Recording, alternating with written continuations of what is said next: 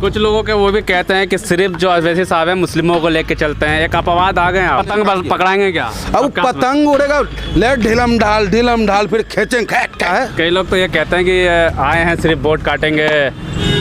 दलाल भी कुछ लोग कहते हैं वैसे साहब को कि आते हैं मुसलमानों को भड़काते हैं और गोदी मीडिया कहेंगे। मैं सवाल पूछ रहे तो गोदी मीडिया हो गया, मिले हुए हैं। ऐसा ना हो कि लोग कहेंगे ये फर्जी हरा कपड़ा बिछा के तिलक लगा के फर्जी पंडित को उतार दिया। नमामि शम्मिशान निर्वाण रूपम विभुम व्यापकम ब्रह्म वेद स्वरूपम निजम निर्गुणम निर्विकल्पम निरीहम चिदकसिमकसिवासम भजेयम।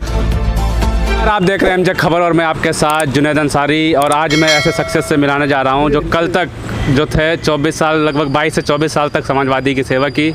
असदुद्दीन ओवैसी के विचारों से काफ़ी दूर नज़र आते थे। पहले समाजवाद अंदर भरा हुआ था, लाल टोपी थी, बोलते हैं भाई, लाल टोपी थी, लेकिन अब जो है हरी गमछा आ गया, हरा टोपी आ गया। और आपको बता दें कि ये जो है असदुद्दीन ओवैसी के पार्टी के पहले कहेंगे तो पंडित प्रत्याशी हैं। आप लोग जो है देश के संविधान को तोड़ के हटा दीजिए, समझ गए ना। पहले पंडित का है, पहले हम भारतीय हैं ना, पहले हम हिंदुस्तानी है ना। असदुद्दीन ओवैसी पार्टी के पहले नाम चला जा रहा है, पहले पंडित नहीं, आप प्रत्याशी। देखिए, आप इस बात को प्रचारित करें कि नहीं, ओवैसी साहब की सोच वैसी नहीं है जैसा लोग प्रचार कर रहे हैं, जैसा पहले आप समझते थे।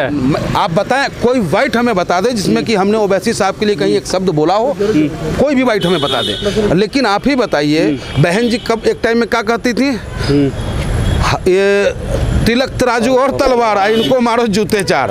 आज सरकार बना तो मौज कौन लिया? सरकार बना तो मौज कौन लिया? वही तिलक तराजू तलवार न मौज लिया। जिस दिन समाजवादी आई तो नेताजी को कहा जाता था मुल्ला मुलायम, मौज कौन लिया? यादव जी लिए, लिए कि न लिए। और आज भाजपा की सरकार है, जब भाजपा सरकार में नहीं था तो क्या कहता था, मेरी सरकार बनाओ, इन सारे मुसलमानों को पाकिस्तान भेज दूंगा। ऐसा कर पाए? नहीं ना। तो देखिए, राजनीतिक जुमला। जो सरकार में बैठा लोग है, पहले बार 2014 में आया तक क्या कहा था कि भाइयों बहनों हम 15 लाख देंगे, भाइयों बहनों महंगाई खत्म करेंगे, माँ बहनों का सुरक्षा करेंगे, हाथरस की बेटी के साथ जब दुराचार होगा तो उनके परिजनों पर लात भी बजाएंगे। तो ये सब प्रचार में कीजिए। हमरे ओवैसी साहब अगर पहलू खान के समर्थन में बोलते हैं तो उस गुप्ता की जो हत्या करता है योगी बाबा का पुलिस गोरखपुर में, तो उसके खिलाफ भी बोलते हैं। अगर विवेक तिवारी को योगी बाबा की पुलिस ठोक देता है तो भी मेरे ओवैसी साहब बोलते हैं। लेकिन आप लोगों का कैमरा वहां तक नहीं जाता है कि आप लोग कहीं ना कहीं जो है ना वो फिर कह देंगे तो कहेंगे गोदी मीडिया कहेंगे। मैं सवाल पूछ रहे तो गोदी मीडिया हो गया। मिले हुए हैं हमारे ओवैसी साहब का। अच्छा, आप कहा नहीं कभी आप मिले ओवैसी साहब से? उनसे अगर आप मिल लेंगे ना तो उनके मुतमईन हो जाएंगे आप, उनके दीवाने हो जाएंगे आप। अच्छा, अचानक जो दीवानगी लाल टोपी से अरे हिंदी मेरी माँ है, उर्दू मेरा बहन है, फिर अंग्रेजी बतिया दी, उर्दू भी निकल गया। अरे देश मेरा है? हद कर रहे हैं आप। हमारे बाप दादाओं ने इस देश की आज़ादी के लिए जान दिया है ना। अशफाकुल्लाह कौन थे? हमारे बापे दादा में से न थे। चंद्रशेखर आजाद कौन थे? हमारे बाप दादा में से न थे। तो उस टाइम में कोई फर्क नहीं था जाति का। अच्छा। और आज जब सत्ता आपको दे दिया, बाप दादाओं ने मेरा कुर्बान हो करके, तो अब जब सत्ता के हनक में आप हमको भाई से भाई लड़ाइएगा तो ये स्वीकार नहीं है। क्या लगता है पहले जो विचारधारा थी और आज जो विचारधारा है, इसमें कितना अंतर है? क्या लगता है कि वो सही था या ये सही है? उसमें और इसमें अंतर यह है कि जो ओवैसी साहब कहते हैं उसे करने में विश्वास रखते हैं, और वहाँ जो कहते हैं वो कहाँ रख देते हैं उसका कोई पता नहीं चलता है। कई लोग तो ये कहते हैं कि आए हैं सिर्फ वोट काटेंगे। दलाल भी कुछ लोग कहते हैं वैसे साहब को कि आते हैं मुसलमानों को भड़काते हैं और भारतीय जनता पार्टी को इस्तेमाल किया है आपने। मैं नहीं, किसी की हिम्मत मैं नहीं है, किसी की हिम्मत मेरे सामने कह के देख ली शब्द दोबारा। क्या बात कर दी आपने? अरे ओवैसी साहब वेलिस्टर आदमी, ओवैसी साहब उस परिवार से जिस परिवार को घर में बैठे बैठे दुनिया का हर सुख और सुविधा मिल सकता है, क्यों वो दर दर की खाक छानते फिर रहे हैं, क्यों हम जैसे गरीब कार्यकर्ताओं को ताकत देने का काम कर रहे हैं? क्योंकि उनके अंदर दर्द है कि 70 सालों में आज़ादी के बाद जो सरकार बनी, उस सरकार ने जिसे जो अधिकार मिलना था उस अधिकार का हनन किया। हमारे बच्चे के हाथों में कलम पकड़ाना था तो हमारे बच्चों के हाथों में जो है गिल्ली डंडा और कूड़ा बीनने का काम थमाया। कबाड़ा क्या पतंग पकड़ाएंगे क्या? अब पतंग उड़ेगा, ले ढिलम ढाल फिर खींचें, कहानी खत्म।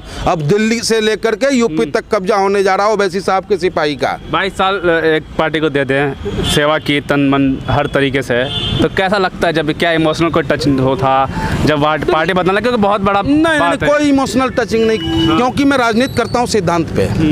और जो मेरा सोच है, जो मेरा सिद्धांत है कि गरीबों की आवाज़ उठाना, दलित वंचितों की हक की लड़ाई लड़ना, छात्र, नौजवान, किसान, अल्पसंख्यकों की लड़ाई लड़ना। आप मेरे फेसबुक को देख सकते हैं, कुंडली खंगाल सकते हैं कि गामा क्या लड़ाई लड़ता था। और उसी लड़ाई के मुखिया हमारे अग्रणी ओवैसी साहब हैं और हमें बड़ा आनंद आ रहा है उनके साथ। कुछ लोगों के वो भी कहते हैं कि सिर्फ जो ओवैसी साहब हैं मुस्लिमों को लेके चलते हैं, एक अपवाद आ गए आप। क्या बतियाते हैं, अब हम ही एगो आ गए। अरे जब घर आज चले हैं, धीरे धीरे न कारवा बनेगा। तो ये वो लोग आरोप लगाते हैं जिनका जनाधार खिसकता हुआ नजर आ रहा है, क्योंकि एक तरफ सच बोलने वाला नेता ओवैसी साहब है मेरा, और दूसरी तरफ सिर्फ सत्ता की प्राप्ति करने के लिए घोषणा करता है और सत्ता मिलते ही हमारे वोट से उसे सत्ता मिलता है और हम पे ही जुल्म करता है। लेकिन अब उत्तर प्रदेश की जनता, अगरा, पिछड़ा, दलित, अल्पसंख्यक सारे भाई जो इन सरकारों के जुल्म के शिकार हुए हैं, इस 2022 में इस अंगूठे से करारा जवाब देने जा रहे हैं। सबसे बड़े विधानसभा के प्रत्याशी हैं आप उत्तर प्रदेश के, कैसे देखते हैं? क्या तैयारी है, रोड मैप क्या है आप लोगों को वहाँ पे? सबसे बड़े विधानसभा के प्रत्याशी हैं, हिंदुस्तान के सबसे गरीब प्रत्याशी हैं। और जिस विधानसभा से हम चुनाव लड़ने जा रहे हैं, हमारे नेता ने हमें जो जिम्मेदारी दी है, क्योंकि सबसे ज़्यादा मजदूर देश का निर्माता उस विधानसभा में रहता है और मजदूर अपने भाई को मजबूत बनाएगा। ऐसे लोगों को ताकत नहीं देगा जो लोग उनसे शक्ति तो प्राप्त करेगा, लेकिन लोकसभा और विधानसभा में बैठकर उनके अधिकारों के हनन की बात करेगा। देखा है आपका घर जो अभी भी आप किराए पे रहते हैं, आपका कोई बिजनेस था, ट्रक रोक बेच के आपने उधार चुकता किया। जी। और उस तक का और आज एक प्रत्याशी होने का सफ़र कैसा रहा? देखिए, हमने क्या, राजनीति हम सुख सुविधा के लिए नहीं कर रहे हैं। भगवान ने अगर पेट दिया है, मुंह दिया है, तो आहार भी देगा। बच्चा हमारा भूखा नहीं सो सकता है।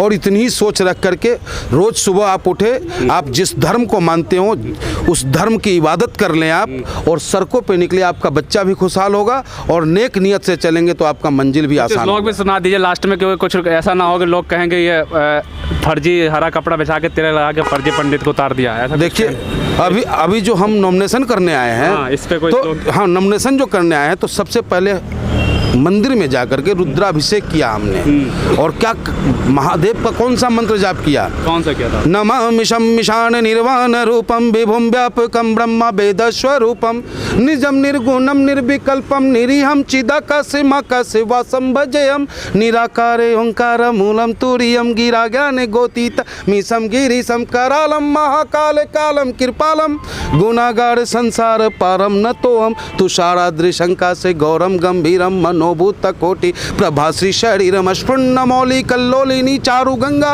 लसद्भाल लिंदु कंठे भुजंगा चलत कुंडलम भ्रूसु नेत्रम विशालम प्रसन्नाननम नीलकंठम दयालम मृगाधीश चमरांबरम मुंडमालम प्रियम शंकरम सर्वनाथम भजामि प्रचंडम प्रकृष्टम प्रगल्भम परेशम अखंडम अजम भानुकोटि प्रकाशम त्रिशूल निर्मूलम शूलपाणिम भजे हम भवानी पति भावगम्यम कलातीत कल्याण कल्पांतकारी सदा सज्जानंद दाता पुरारी चिदानंद संदोह मोहापहारी प्रसिद्ध प्रसिद्ध प्रभो मन्नम तारी न यावद उमानाथ पादारविंदम भजन्ति ही लोके परेवा नारायणम न तावत सुखम शांति संतापनाशम प्रसिद्ध प्रभो सर्वभूताधिवासम न जानामि योगम जपम न पूजाम न तोहम सदा सर्वदा संभुतोभ्यम जरा जन्म दुखोदिता तप्यमानम प्रभो पाहि आपन नमामि सशंभो रुद्राष्टकमिदं प्रोक्तम विप्रेण हर्तो से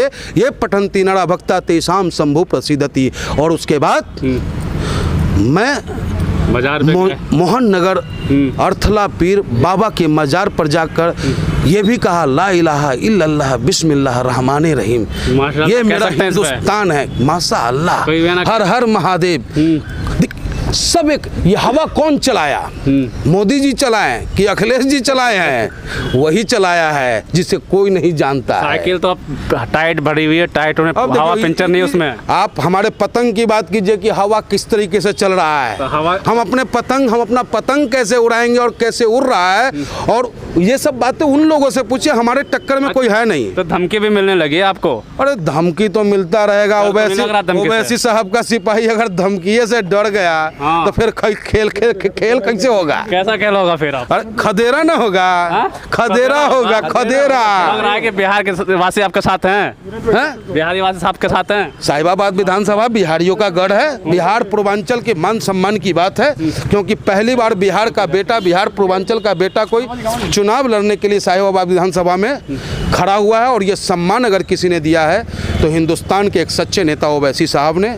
और आपके माध्यम से मैं अपील करूंगा अपने बिहार के मतदाताओं से कि भाई अपने भाई को चुन ले, भाई अपने भाई के जीवन को बचा ले। तेरे भाई के पास कुछ नहीं लेकिन हौसला बहुत है। तेरे मान सम्मान की लड़ाई लड़ रहा हूँ, तेरा मान सम्मान बढ़ाने का काम करूँगा। लेकिन साहिबाबाद की समग्र समाज के जनता से मैं निवेदन करता हूँ कि अगर आपने हमें वोट नहीं दिया तो भी मैं आपका सम्मान करूँगा, आपकी पूजा करूँगा। वोट दिया तो भी मैं आपका सम्मान करूँगा। चलिए, बहुत बहुत शुक्रिया आपका टाइम देने के लिए। और साथ बता दी हमारे साथ पंडित मोहम्मद झा गामा जो है AMIM के प्रत्याशी हैं साहिबाबाद से। और ये साफ तौर पर इनका कहना है कि अब हवा जो है पतंग उड़ रही, हवा चल रही है और पतंग उड़ेगी, लेकिन क्या होगा ये तो आने वाला वक्त ही बताएगा।